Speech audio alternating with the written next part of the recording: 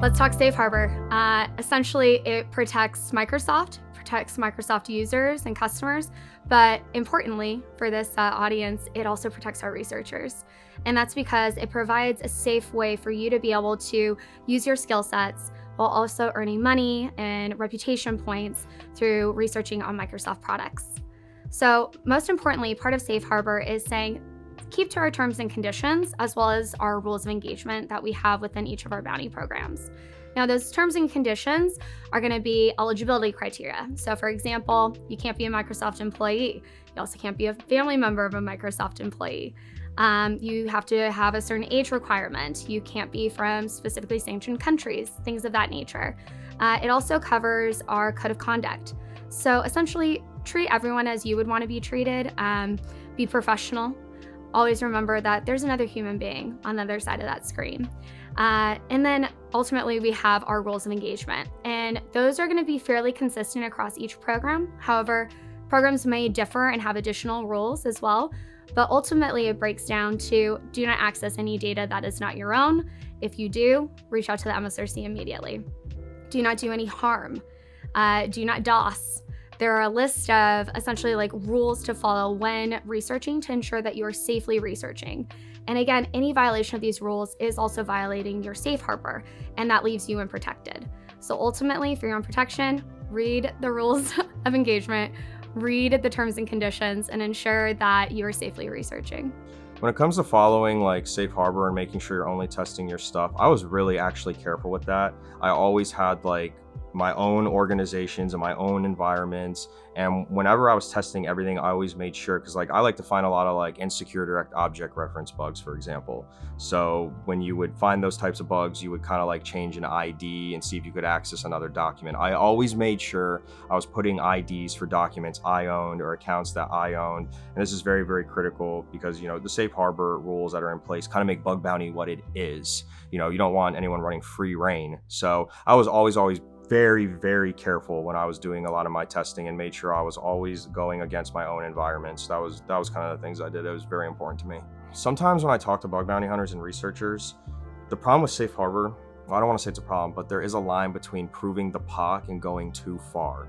So I would say that the moment you think you have a vulnerability and you think it's critical, just submit it. Like, don't try to go, like, and especially if it's one that could like leak other customer stuff, just submit it and we will investigate it and we will determine if that is the actual impact. So definitely, if you think you have a vulnerability that is just that impactful to the point where it could be like this insane cross-tenant bug and could leak customers, and you're like wondering, oh, well, should I try this or should I just let them try to do it? Let us try to do it. And we will investigate and determine if that is the impact. And if it is, it will be treated with the proper priority. There was one time where I made this mistake as well and didn't follow Safe Harbor completely. And then I got in a call with like some MSRC folks and they were talking to me about it, and I learned my lesson and did not do it again. It wasn't like intentional. It was kind of like what a lot of bug bounty researchers say to me is, well, we want to prove the POC. That's what I wanted to do. But, you know, I should have been more careful and if I had just sent in the case and told them I think this is possible, they would have been able to test it and see it as well. So yeah, and everyone was honest, and then, you know, bounty was still paid, and then just continued my research after that. Yeah, so for setting up a test tenant and test environment, I think it's very important, right? Because you don't want to be testing in any sort of production environment or putting yourself in a position to touch, you know, production data. I'd say actually, I think one benefit to, you know, research around identity in Microsoft 365 with that availability of test environments, right? There's a lot of both Microsoft resources and, you know, other researcher created resources for setting up test environments so that you have, you know, test victims, test data, right? You can come in as an attacker and not have to worry about, you know, hitting things that you're not supposed to. So yeah, I would say if I inadvertently came across customer data, which is something that's always in the back of my mind when you're researching identity, in the way it works, there's always that possibility of inadvertently touching something. I mean, I would just reach out to MSRC, right? And obviously still stay ethical in not sort of diving further into the things you found, right? But yeah, just report it to Microsoft, right? I think every interaction, they're going to be understanding and, you know, help sort things out from there. So when you are researching something, you need to know when to stop, if you will, so that you don't go like too far. For instance, in Blue Hat yesterday, Gaurav talk about like SAS access tokens, and he said that if you find something, just tell it us. Don't try to use those. So that's line there. But otherwise, it can be quite blurred line. So I had one experience. So I tried to research certain thing in cloud, but that required that I would have access to certain managed services in the cloud. And a couple of my former colleagues were able to penetrate there. Then I got a call from MSRC that, hey, what are you doing? Stop that. I was like, okay, sorry, my bad. I didn't try to, break any rules. I just wanted to do something first so that I could do research to my own thing. But that thing that required me to do first, that was like off limits. So then we just stopped. MSRC contacted me and basically first said that, hey, what are you doing? Please stop that and tell us what you did so that we get in.